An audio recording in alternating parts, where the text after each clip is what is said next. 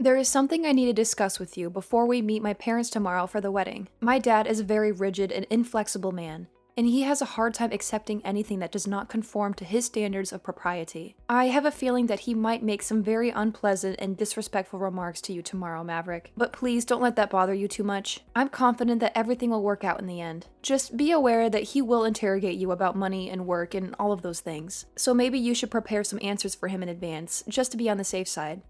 I can empathize with this situation. He is handing over his precious daughter to a stranger that he's never seen face to face before. And that must be very stressful for him. And I'm sure he wants to make sure that you are with someone who is trustworthy and reliable. So he has to verify that I have a stable and lucrative job that can provide for us and take good care of you in any circumstance. Well, don't expect it to be a smooth and easy meeting, okay? Just brace yourself for him to give you a hard time. He is a very obstinate and stubborn man, and that makes me anxious a little. But deep down, once he gets to know you better, he is as cuddly and soft as a teddy bear. You don't have to sugarcoat it. He has a gorgeous daughter, and so he has to be stubborn to fend off all the men who are attracted to you. And besides, Lucinda, your dad is a successful business owner, right? So he's always had to maintain a strict and tough demeanor while ensuring his company thrives. Well, I believe that you are the ideal man for me, and that you can impress my dad. That's why I decided to introduce you to him. But if my dad can just see how deeply you love me and how fiercely you want to protect me, that would be enough, I think. Everything else should fall into place after that. I'll do my best. Also, even though we are meeting them tomorrow, he wants to have a chat with you before that. Huh? Before we all gather together? So he wants to meet me today then? Yes, I think he just wants to get acquainted with you now so that you guys can have a more productive conversation when we all meet. That's why I want to give him your contact information right now. Is that okay with you? You can, but... If he says anything weird or inappropriate to you, you can just disregard it, okay? Alright, I'll tell him right away. All right then, thank you. I'm Lucinda's father, Roman. I'm eager to meet you, and I'm excited to see you both as well. You are aware that I run my own business, right? Yes, I certainly am. Of course you are. That must mean you are after my fortune, right? I'm not in this for your money at all. I have plenty of money of my own. So there are no issues there. And the reason that I'm with your daughter is because I intend to love her for eternity. I can comprehend that you would be concerned about me, but if you would be so kind as to trust me, then everything would be fine. What is your profession? You don't look like a doctor or a lawyer. That's correct, I'm not. But the work I do is very rewarding to me, so you have nothing to fret about. Are you not going to reveal to me what exactly you do for a living? Does that mean that the work you do is abhorrent? Not at all, sir. I just feel more comfortable telling you about my line of work when we meet face to face. I would be able to elaborate in more detail on everything related to the work I do, and so I request that you please wait to hear from me tomorrow. Well, I won't hold my breath for you, and I will not permit my daughter to marry anyone who is below middle class. I have a company of my own under my control, so I can find someone more suitable to marry her for me. I want to make it clear, Lucinda has already made up her mind to marry me, and so the reason we are seeing you and your wife tomorrow is to demonstrate my love and devotion for her. So I would appreciate it immensely if you could muster some faith in your daughter's choice. It must require a tremendous amount of audacity for a young man like yourself to speak to me in that manner. Make sure you're fully prepared for tomorrow. Well, then I'll be getting myself ready for tomorrow. I forbid you to ever see my daughter again. You are banned from ever approaching her again in your entire life, Maverick. You're not worthy of her love or her presence. You're a disgrace to our family. Do you have any idea what you have just done to me? What you just perpetrated was a criminal act. You assaulted me with a weapon and you left a mark on my face. A criminal act, huh? And on what grounds do you say that? What evidence do you have to support your claim? I came over there to meet you and your wife today, before your daughter and I tied the knot, and you decided to hit me in the face with your ashtray? How could that not be a criminal act? I can't understand why you did such a thing to me when I came to you with respect and goodwill. I didn't just do it for no reason. You work for the city's public transportation. And that's why I made a deliberate choice to whack you on the head with that ashtray. That was my way of safeguarding my family from crooks like you. You thought you could fool me with your lies and your charm, but I saw right through you. I'm sure you know what it means to safeguard your family and all, but you've gone too far. You have made a huge mistake. I was just ensuring that my daughter was well shielded from a swindler. I'm trying to protect her from a con artist like you. Shielded her? What did I do that was endangering her? What did I do that was wrong? I love her with all my heart, and she loves me too. We are happy together, and we want to spend the rest of our lives together. A low-class public transportation worker was trying to snatch my daughter from me. I never once agreed that I would let my daughter join someone that low in our society. I have a company to run and preserve, but having someone of your caliber in the family would ruin it. I will never let you near her again. So things are over here. Now scram! Get out of my sight. Don't ever show your face to me again. You realize that I can't just scram now, right? What did you say? No matter how much you try to resist me, it will be futile. I will never allow my daughter to become low class like you. Do you understand? And of course, I will do whatever it takes to stop you. Well, if you plan to use that as your sole justification, then you will be tearing apart our engagement. You will rue that, Roman, and I'm sure that you will regret that decision for the rest of your life. Rue it? You are the one who will be ruining everything here. I will make sure that you are filled with ruse. If you just thought about all of this, you would understand why, right? You are a simple transportation worker, and you will never be able to get your hands on Lucinda. You are not good enough for her. If me hitting you in the head with that ashtray has awakened you to that, then go away. Leave us alone. Got it? Then this engagement to your daughter is terminated. I will not waste my time with you anymore. Go away, you low-life trash. You are nothing but a piece of garbage. To me, you are nothing but a joke. And would you please inform Lucinda that we are done as well for me? I am not some public transportation worker, but if that's what you want to persist in thinking, then be my guest. You can keep living in your delusions, but you can't change the reality. Huh? What are you insinuating here? I can tell that explaining myself any further will be pointless, so I am done with what I have said. The next time we talk, we'll be in a courtroom. You will face the consequences of your actions. Just wait. Courtroom? What are you talking about? Are you threatening me? What are you planning to do? What you just did to me today was battery. You attacked me with a deadly weapon. You caused me bodily harm. So of course, I will sue you for battering me. I'm sure that I will make you pay for what you did. So brace yourself, Roman. You are in big trouble. You think you can sue me with what meager money you have? I own a company, Maverick. I have a plethora of lawyers at my beck and call. So there is nothing you can do to me. Taking me to court will only squander what meager money you have left. But let's ponder for a second. Do you even have the money to hire a lawyer of your own? I'm not sure what your motive is for demeaning me this much, but I'm not some public transportation worker. I just gave you a simple description of my work, and you came to that erroneous conclusion yourself. I work for the Transportation Bureau for this city. I have a lot more money and influence than you think. Huh? The Transportation Bureau? What does that mean? What do you do there? I'm sure me saying that is a bit too obscure for you, but the work I do is a lot more important than you have come to think. I have to work with plenty of politicians as well regarding my work. I have connections and contacts that you can't even imagine. Huh? Politicians? What are you talking about? What kind of work do you do with them? Without having to go too far into detail regarding the precise details, hearing that I work with the government has you pretty thrilled now, right? But I suppose that happened after all you did to me today. You hitting me in the face with that ashtray will become quite the trouble for you here soon. You have no idea who you have messed with. Wait a minute, Maverick. What kind of prank is this? How could the Transportation Bureau be collaborating with politicians? That doesn't make any sense. Stop messing with me, Maverick. Well, if you want to persist in believing that I'm pulling your leg, that's your choice. I have a lot of things that I have to deal with now, so I have to leave. If you're still curious about which of us two will still be feeling remorse today, I'll help you discover the answer. I'll show you the truth and who I really am.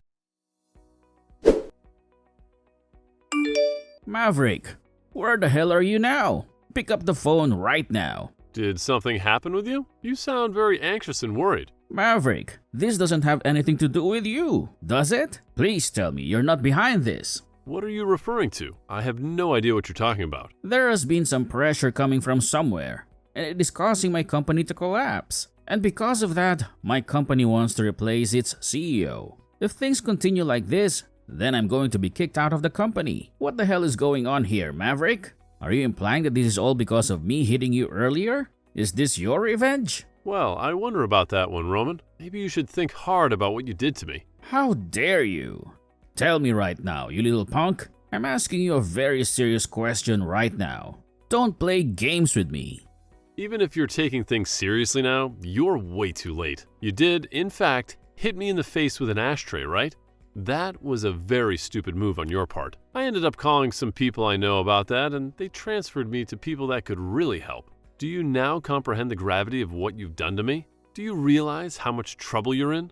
Even if I do comprehend now, I'm in deep trouble. Did you tell my daughter about this as well? Right now, she's livid with me for hitting you in the head with that plastic ashtray. She won't even talk to me or look at me. Are you wondering why she might be angry with you? You don't have to have any more uncertainties about it. She's appalled by what you ended up doing and has no confidence left in you. She's disgusted by your behavior and your violence. She told me that if I can't fix things, she never wants to see me again. Why? She's never behaved this way before to me. She's always been my little princess, my pride and joy. She's told me that she's not only furious but wants to abandon you forever, and she has a right to. You hit her fiancé in the face with a literal ashtray. How could you do that to someone you claim to love? I had to go to the hospital to get help after that. So, if you're going to start begging me to make things better for you, you're already too late, as I've turned in a report of you assaulting me. You're going to pay for what you did. Huh? A report on me? That's nothing but a joke. I told you, I've had enough of your jokes, Maverick. Stop that nonsense now. I would never let you report me for anything. If that actually happened, then I would really lose everything to do with my company. And that wouldn't only just affect me in the end, but my wife and my daughter as well. You can't do this to me, Maverick. You can't ruin my life like this. Come on now.